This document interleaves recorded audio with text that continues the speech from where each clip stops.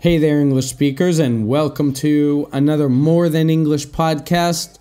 This is episode 3. I am your host and your teacher, Jesse from Sweed Academy, helping you to get the job, pass the exam, and travel the world. Welcome, and it is great to be with you again on this Thursday. In today's episode, you're going to hear me describe a back injury I recently had. Normally we get back injuries from lifting heavy things or doing some sort of sporting activity. I did not do either of those things. I hurt my back in one of the most unusual ways possible. But it's not that uncommon. But you will hear me talk about that, how to explain a back injury or another type of injury if you have to go to the doctor or describe it or tell the story to your friends or something. You'll learn expressions to describe an injury. And of course, expressions to help your fluency grow. All that coming up. But first, let's preview some of the vocabulary and expressions that you're going to hear in this episode. If you're listening at sweetacademy.com, you'll be able to see a PDF worksheet with these expressions on there. And if you're watching on YouTube, you'll see them on the screen. The first one, going around. Something is going around. And we use this when everyone around you is having their turn at being sick or having a cold or having a flu. We say that cold or that flu is going around. It means everyone's taking their turns, right? Follow me. Going around. Going around. Something is going around. A flu is going around. Next, to have somebody in your arms. And this is just a descriptive way to paint a picture to say you're holding or hugging somebody. I used it to talk about a baby, holding a baby, but you could also, if two lovers are being romantic and holding each other, you have each other in your arms. You have somebody in your arms. Oh, how romantic. Okay, to have somebody in your arms. To have somebody in your arms. Next, this is what happened to me. Throw your back out. Throw your back out. You could also say throw out your back. Note, this is a phrasal verb, and it's a separable phrasal verb. So it can go together, throw out, or to throw your back out. It can be separated, right? Typically, we use this with back. I guess we could say use it for your shoulder too, but it just means that you've injured or damaged your back. And it's normally temporary. It's not like, a serious, like breaking of your back or something. It's muscular. You pulled the muscle or tore a muscle or feel pain in the muscle in your back. I threw my back out. You follow me. I threw my back out. I threw out my back. Let's try you. You threw your back out. You threw out your back.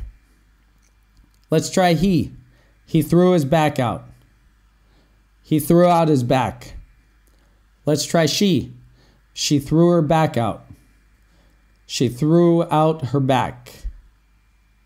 And the next I have 3 words that all kind of mean similar things. Tightened up, stiffened up, and tensed up. If something tightens up, or stiffens up, or tenses up, and if you're talking about your muscle, a muscle, it means that it becomes hard and solid, right? It contracts, it becomes solid, it becomes hard, and it's mostly involuntary, right? It's not like you flex your arm and make a muscle. It's more, if it stiffens up, it's normally accompanied by pain, right?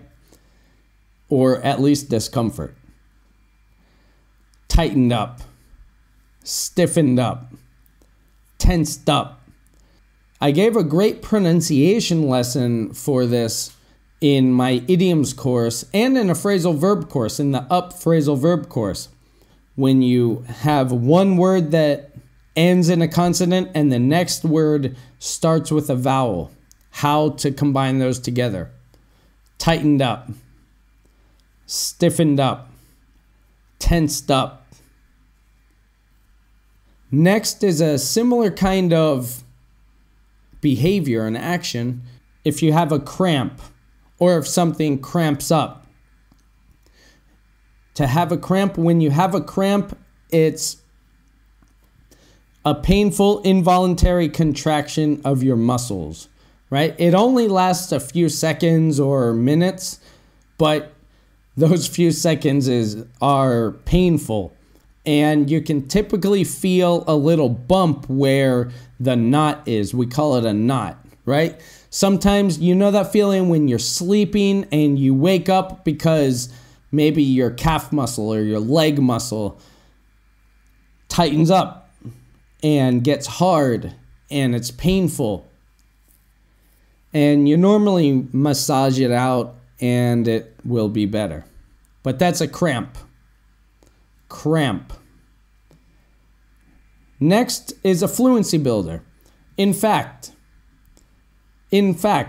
So we would say this with our voice, in fact, and then continue our story. In fact, listen for how I use that in the podcast. Next, to be stuck. To be stuck. If something is stuck, it means that it can't move or it can't pass through something. So if you're trying to take off a shirt and maybe it stops over your head and you can't take it off, it's stuck, right? It's stuck. It means kind of you can't move. It can't go through. Next is a position of your body, to be curled up. To be curled up, or even to be curled up in a fetal position. That's the position where you're small, your knees are pulled to your chest, and you're in like a little ball form, right? To be curled up. To be curled up. Like to be curled up in the bed, to be curled up on the sofa, to be curled up with somebody too, under a blanket. Next, our friend, the question tag. Is it? Remember the down intonation, is it? Is it? That's confirmation of what you said. That's just a way to engage to make sure somebody's listening, right? Or a genuine question. Is it? Is it? And then a comparison form. The comparison ER, the comparison ER.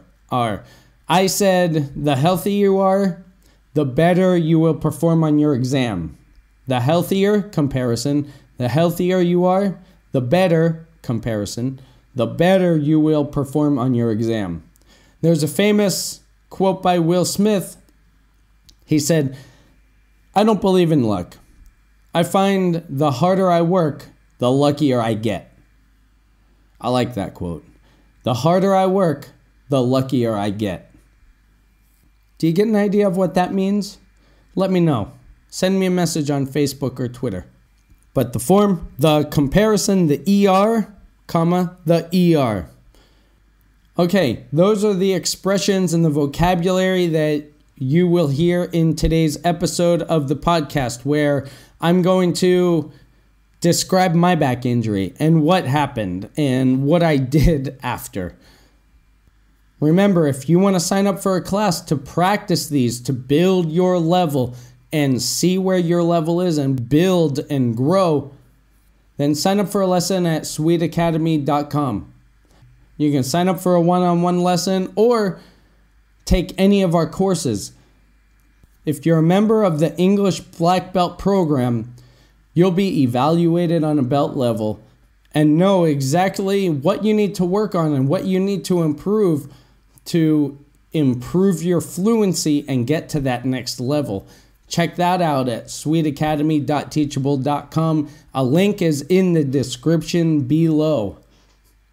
But enough of that. Let's get moving on to the podcast.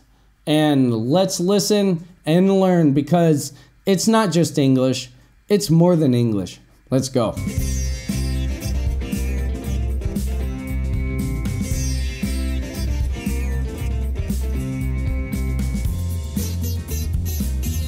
Hey there, English speakers. Welcome to another More Than English podcast. I am Jesse, and I am happy to be here with you once again.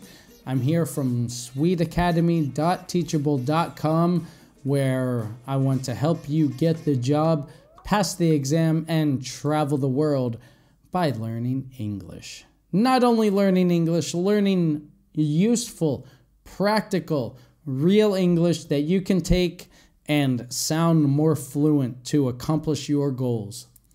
And today, I want to tell you a story of something that happened. I injured my back, and it's a terrible situation. But I want to talk about that. And what do you say?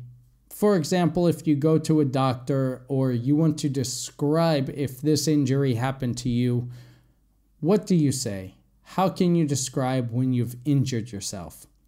That's what we're going to do. I'm going to tell you the story about how I injured myself yesterday and give you some expressions to use so you can take with you the next time. Hopefully this never happens to you, but if it does, you'll be prepared with what to say.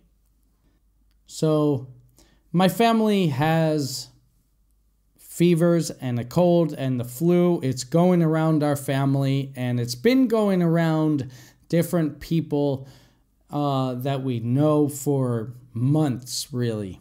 Different flus and colds and fevers. It's flu season, right? Cold and flu season. But we have it. I have 2 kids, and both of them were sick. I have one 2.5-year-old, and the other is just over 2 months old. And I had him in my arms yesterday. And I came into my office and had him in my arms. He's not heavy, he's 2 months old. He's small. But I was here and I had to cough, so I coughed. And I threw my back out coughing. What happens when you throw your back out? Well, when you throw your back out, it just is a way of saying you have damaged your back, right? When you throw your shoulder out, it means you damage your shoulder. To throw it out typically goes together with your back, right? It's a phrasal verb, and you could say I threw out my back, but typically it's separated. So I threw my back out. I threw my back out yesterday.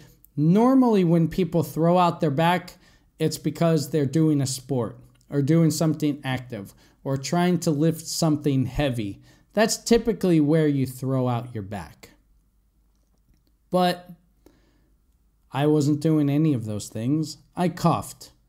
Not even a strong cough. It was just a typical normal cough. And I coughed and I felt just on both sides of my spine, the muscles on both sides of my spine tightened up and stiffened up and tensed up, and I couldn't move, I couldn't breathe, and I had a baby in my arms, so I had to be careful of him. So I dropped to my knees carefully with some help of my desk, and trying to gather my wits together, trying to gather myself together, but it was so hard. I've gotten cramps in my leg before. When you have a leg cramp, does this ever happen? Sometimes it happens in your sleep. You feel a tightening up of your muscle, maybe in your calf. and it wakes you up, and then you feel like a knot. You feel like a bump in your leg, and you kind of massage it away, and it goes away in a few minutes or a few seconds even. That's what I was hoping it was, right? I was hoping that it tightened up and it would go away in a second, and it wasn't going away. In fact, it was getting worse, and I didn't know what I was going to do. I was sitting there on my knees. Fortunately, my wife was here. She was in the bedroom laying down with our daughter, and she hears me just in pain. I was breathing really hard, and I was trying to catch my breath. And she comes running in, and I just tell her, take our little boy so I don't have that to worry about. I don't have that on my mind. And I was stuck on the floor. Not able to move, not able to think, just stuck there because I threw my back out. It stiffened up, it tightened up, and I couldn't move. So slowly we try to stand me up, and I couldn't stand up. And then I tried sitting down. I couldn't sit down. And I just we slowly made our way to the bed. And I couldn't lie down on my back. I couldn't lie down on my belly. So I had to curl up on my knees with my knees on the bed and my head on the bed, kind of like a baby fetal position, but not on my side, on my knees, curled up on the bed, just hoping this pain would go away. It was terrible. Has that ever happened to you? Have you ever thrown out your back doing something silly or doing nothing, like coughing? I've heard of some weird things happen with coughing. I knew somebody where she broke her ribs coughing. One of my old bosses, she broke her rib coughing. Coughing can be a dangerous thing. Has that ever happened to you? So that's what happened yesterday. That's why I didn't make any videos and I didn't teach on my Facebook page yesterday. It's because I threw out my back and I was stuck in bed all day. It was not fun at all. But today, it's still painful. It still hurts a little bit, but at least I'm able to walk slowly and carefully. So step by step, we're learning how to get better, and we're getting better, able to walk little by little. And hopefully tomorrow will be better than today, and we'll just get over this. What's the lesson from this? I don't know. Maybe that I have to start doing yoga. I sit in my chair a lot because I'm editing and creating videos and teaching at my computer. So I think I need to stand up more. So if you're sitting down at a desk all day, consider getting a stool or something to stand up and stretch out. Because this seated position, if you look at your position, if you're sitting down, it's not a really natural position, is it?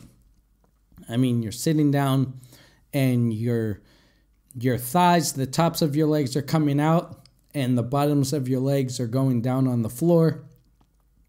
It's not really a natural position. So I think I'm going to get either a standing desk or use a stool to put it on my desk so I can work standing up some of the days. Do you do that? I know that's a thing. Many people do that sort of thing. It's a good idea because we have to be careful about our health, right? We have to watch our health. And especially if you're preparing for an exam or something, you don't need these distractions. The healthier you are, the better conditioned you are, the better you'll perform on the exam and the better you'll be able to prepare. Am I right? Yeah, I think I'm right. So that's my story. I wanted to share that story and get some natural expressions and teach you how to, and give you some expressions, how to explain if something like this happens, right? To throw out your back, to stiffen up, to tighten up, to lay down, to not be able to walk, to all of these ways to explain if something like this happens to you. I hope that it doesn't. I hope you protect your health and stay healthy and take care of yourself. But that was this episode. Thank you for listening. Thank you for being with me. Be sure to share this if you know someone who could use some English listening practice. Also, let me know on my Facebook page at Sweed Academy English or at Jesse Teacher if there's any topic that you'd like me to talk about in these podcasts. Any questions, language learning, or any experiences that you've found useful when learning a language. I'm always open to suggestions and comments. So thank you for listening. Thank you for watching. Thank you for being a part of this. Be nice to somebody before they can do it to you. Pay it forward. It's not just English. It's more than English. Thanks for listening. I'll see you next time.